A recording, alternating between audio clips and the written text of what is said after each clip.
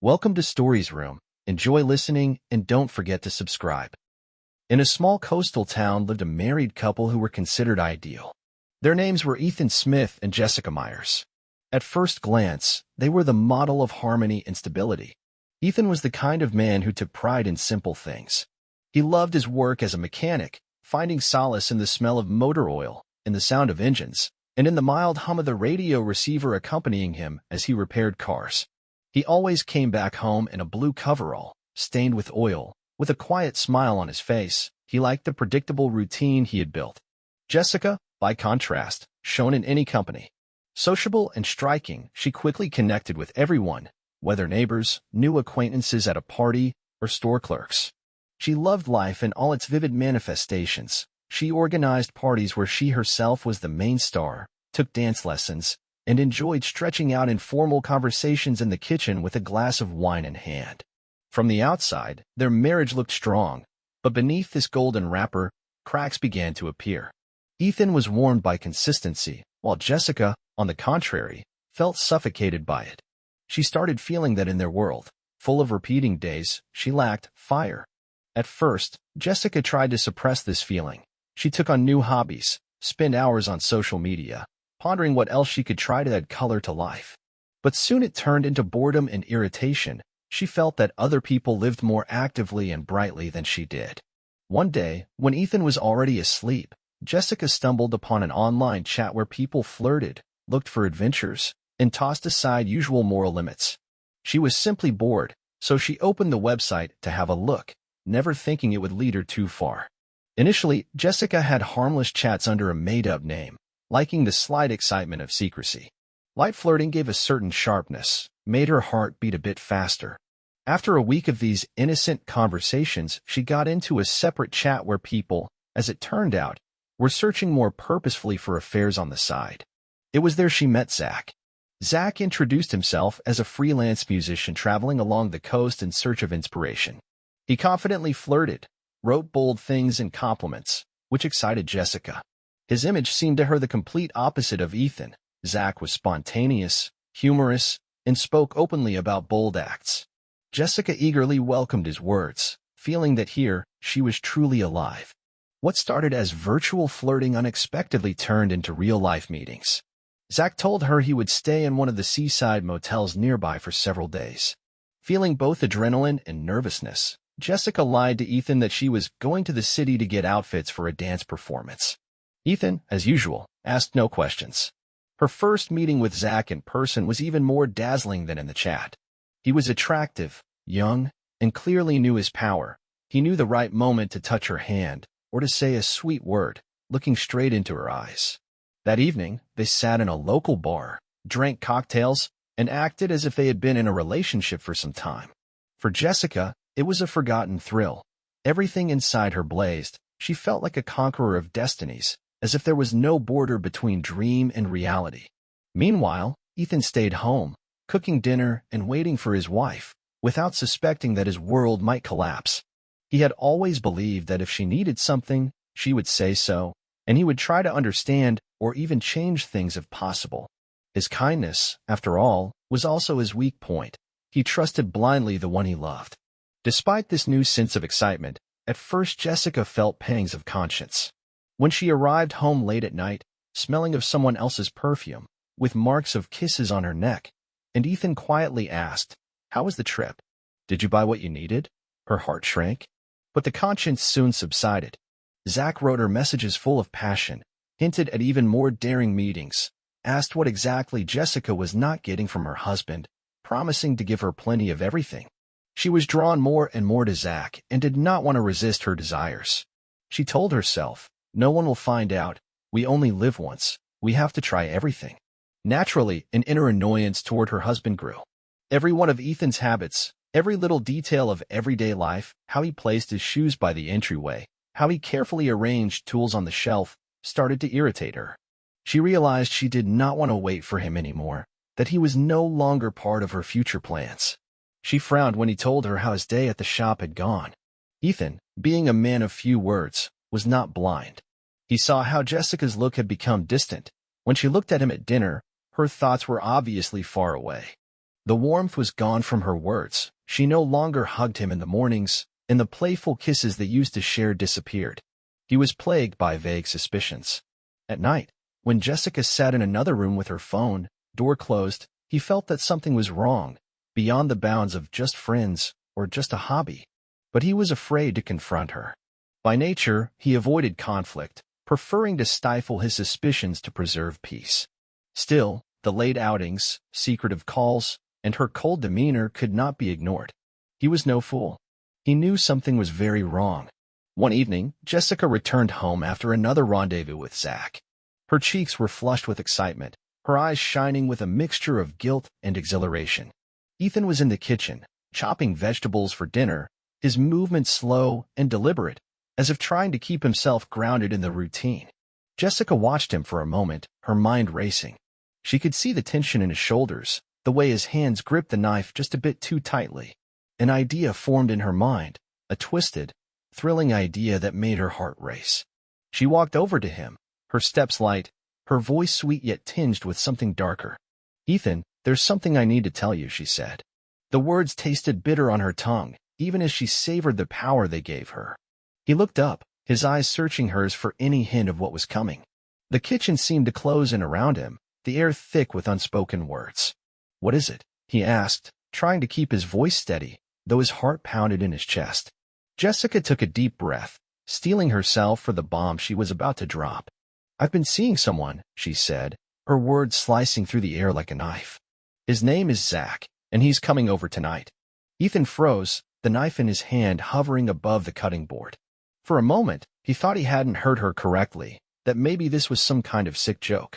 "What the fuck are you talking about?" he managed to ask, his voice barely more than a whisper, as if speaking too loudly could shatter the fragile reality he was clinging to. Jessica smiled, but it was a cold, cruel smile that sent chills down his spine.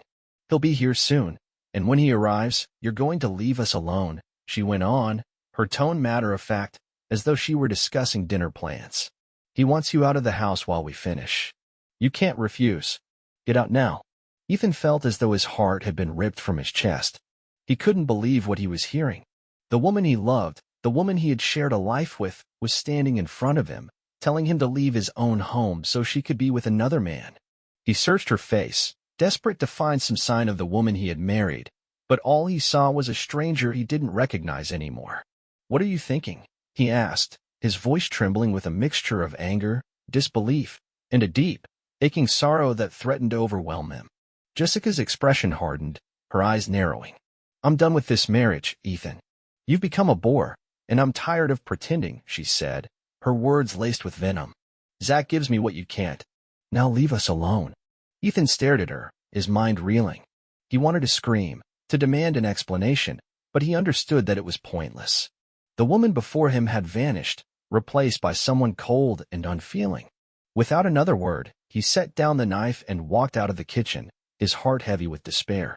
As he left the room, he could feel Jessica's eyes on him, but he didn't look back.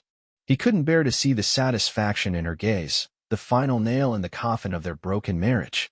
Jessica watched as Ethan quietly left the house, the sound of the front door closing echoing in the empty hallway. She had never felt so in control, so alive. Pouring herself a glass of wine, she leaned against the kitchen counter, her heart pounding in anticipation of Zach's arrival. Her thoughts were spinning, each one more thrilling than the last. She had crossed a line she could never uncross, and instead of feeling guilty, she felt a strange sense of freedom. Outside, Ethan stood on the porch, his hands trembling uncontrollably. The cool night air brushed against his skin, but he barely noticed. He couldn't breathe, couldn't think. The weight of Jessica's words crushed him, suffocating him with their cruelty. He looked back at the house, the warm lights inside taunting him, in sharp contrast to the cold emptiness he felt. Unable to face the reality of what had just happened, he turned and slowly walked toward the backyard.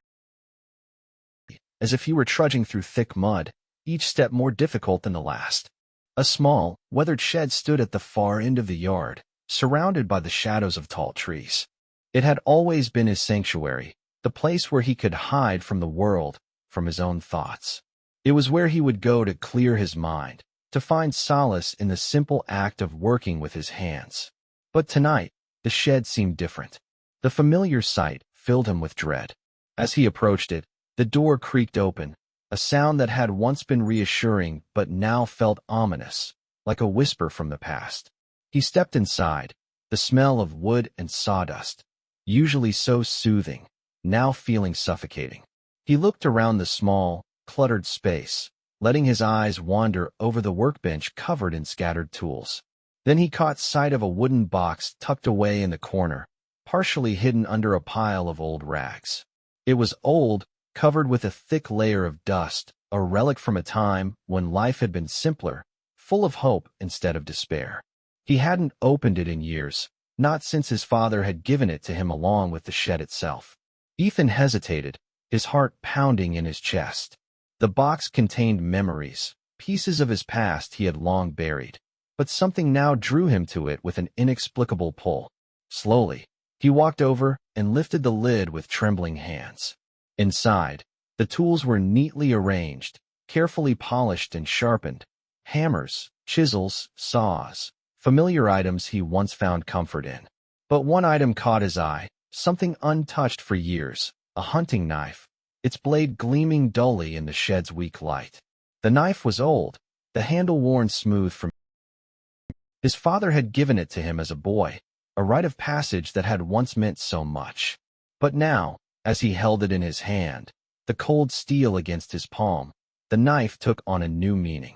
Gripping the handle, Ethan felt a dark, primal urge rising within him, something he had never known before. His mind was a churning storm of emotions, rage, betrayal, despair, but they all merged into a single thought: revenge. The world around him seemed to fade, the sounds of the night muted by the roar of blood in his ears. He had been pushed to the edge. Standing in the shed that had once been his refuge, he knew there was no turning back. He glanced down at the knife, its blade sharp and unforgiving. It was a tool, but in this moment, it felt like a weapon, a means to an end. The calm, rational part of his mind tried to fight back, to remind him of who he was, of the man he had always tried to be. But that voice was drowned out by the overwhelming tide of anger and pain. Ethan understood what he had to do, the lines of right and wrong blurring, leaving only the harsh reality of the situation. Clutching the knife tightly, Ethan turned and walked out of the shed, the door creaking behind him, the only sign of his departure. The night was silent, stars hidden behind a thick layer of clouds. As he made his way back to the house, his steps no longer felt heavy. There was a sense of purpose in his stride, a clarity that had been missing for so long. He was no longer the man he had been hours ago. That man had been destroyed, discarded by the woman he loved. The man returning to the house was different, a man with nothing left to lose, more dangerous than ever before. Jessica lay relaxed on the living room sofa, her legs draped over the armrest as she sipped wine, a smug satisfaction playing on her lips. The evening had gone exactly as she planned. A wave of power surged through her, making her feel more alive than she had in years. When the doorbell finally rang, she did not flinch. She set down her glass, feeling anticipation race through her veins, and went to greet Zach. He entered the house with an air of arrogance, walking as if he already owned everything there. Jessica welcomed him with a sultry smile, her heart pounding not from love or affection, but from the sheer audacity of what they were about to do. She took his hand and led him down the hallway, her mind focused only on the night of passion she expected. They had barely reached the bedroom when they heard the front door creak open. Zach paused, still holding Jessica's waist, a smirk on his face. "He's back already?" he asked arrogantly, sounding more mocking than concerned. Jessica laughed lightly, trying to dismiss the growing unease in her mind. "Don't worry about him," she said, though a sharp note slipped into her voice. "That loser won't do anything. He knows better." But as Ethan's footsteps echoed through the house, Jessica's certainty began to waver. Something about the way he had left earlier, so quietly, so resigned, felt too easy, too unlike him. She shook off the thought, turning her attention back to Zach, but the worry gnawed at her composure. Then Ethan appeared in the doorway, and Jessica's world ground to a halt. He stood there, his face blank, devoid of emotion, but there was something in his eyes that sent chills through her body. He was holding a hunting knife, the blade gleaming menacingly in the dim bedroom light. "Ethan, what are you doing?" Jessica's voice came out shaking, betraying the fear that rapidly overtook her earlier bravado. Zach, sensing tension but not its depth, moved forward, trying to assert dominance. "Hey man, calm down," he said, tone dripping with condescension. "Just leave us alone," like she said. But Ethan did not move. He just stood, staring at them with eyes that looked through them, as if seeing some abyss only he could fathom. Jessica's fear intensified. This was not the Ethan she knew. The quiet, submissive husband who had been so easy to manipulate was gone, replaced by a stranger she no longer recognized. "Ethan, please, put the knife down," she pleaded, voice trembling as her heart raced. But Ethan did not listen. Instead, he took a slow, measured step forward, the knife's blade catching the light in a way that made Jessica's stomach turn. Zach, still underestimating the seriousness of the moment, tried to push past Ethan, but in a flash, Ethan was upon him. The knife slashed through the air with terrifying precision, and Zach's smirk morphed into a look of pure horror. His scream pierced the silence, a guttural, primal sound that sent chills through Jessica. She stood there, paralyzed by shock, as Ethan attacked with a fury she never imagined possible. Blood spattered everywhere. Walls, floor, everything in the path of Ethan's long-suppressed rage unleashed. Jessica wanted to move, run, do anything, but her body failed her. Her legs felt like lead, refusing to obey. She was helpless, trapped in the nightmare of her own making. She could do nothing but watch Ethan deliver his brutal retribution, each blow methodical and merciless, like a man possessed. When it ended, Zach lay on the floor, barely conscious, a bloody, broken mess. The room was unnervingly quiet, except for the ragged breathing of the man just reduced to a shadow of himself. Ethan turned to Jessica, his eyes cold, devoid of any warmth or recognition. He was no longer the man she had married. He had become something else entirely, something terrifying. "Now it's your turn," Ethan said, his voice disturbingly calm, every word dripping with deadly finality. Jessica stumbled back, terror gripping her in a vice. "Ethan, please, don't do this. I love you so much," she begged, tears streaming down her cheeks. But there was no mercy in his gaze, no hesitation in his steps. He advanced toward her, knife still in hand. And in that moment, Jessica knew her life would never be the same. She had played with fire, and the price was now demanded in blood. The night turned into a horror that neither Jessica nor Zach could have foreseen. As the hours dragged on, the violence became a brutal symphony of pain, each of Ethan's strikes more merciless than the last.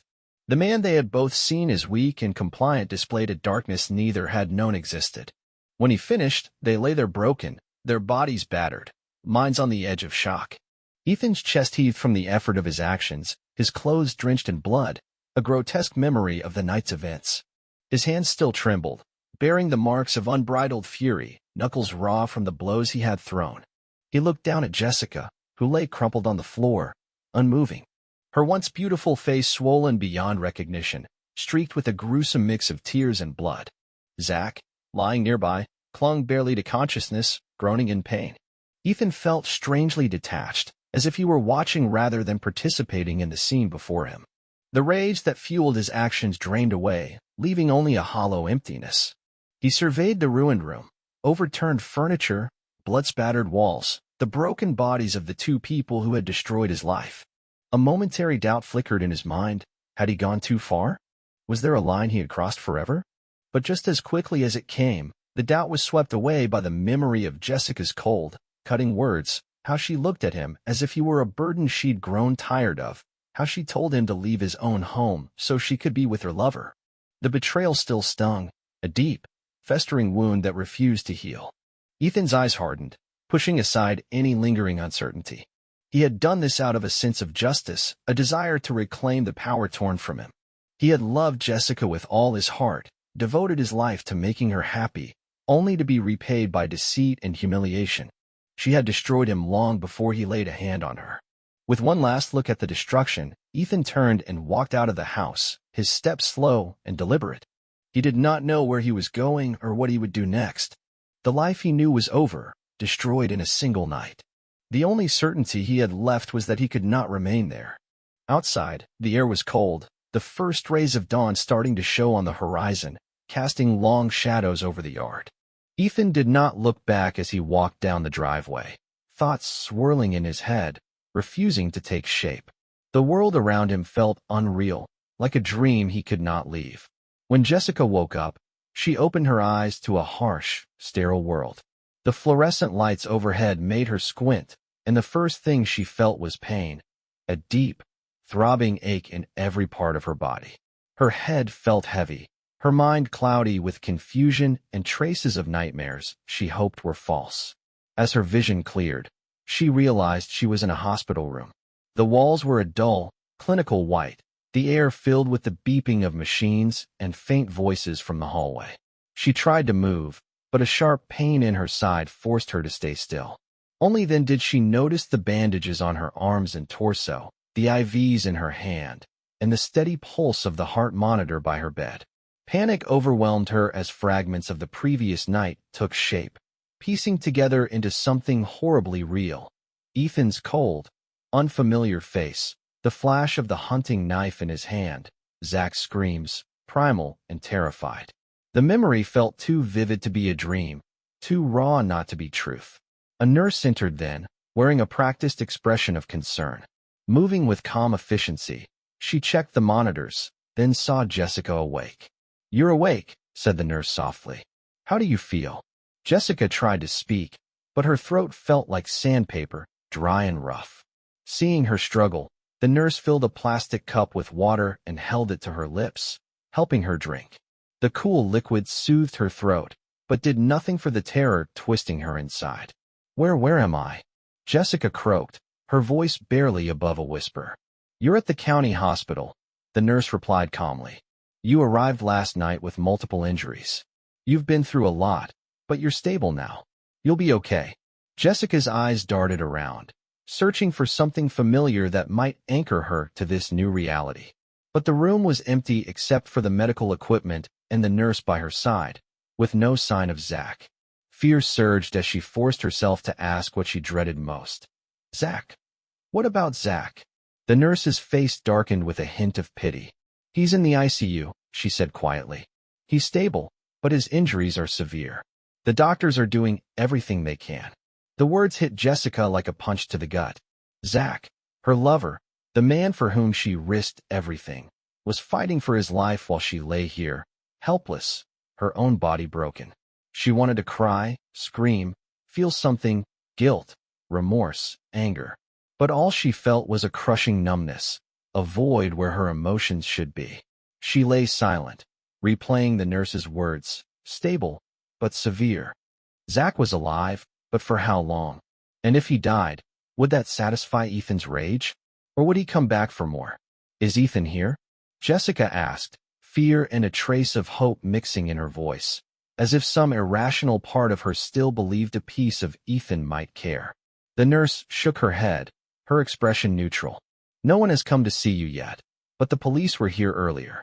They'll need to speak to you once you're feeling better." The mention of the police made Jessica's heart pound. Of course the police would be involved. There was no hiding what had happened or escaping the consequences of her actions. Reality sank in. She had brought this on herself, and now there would be a price to pay.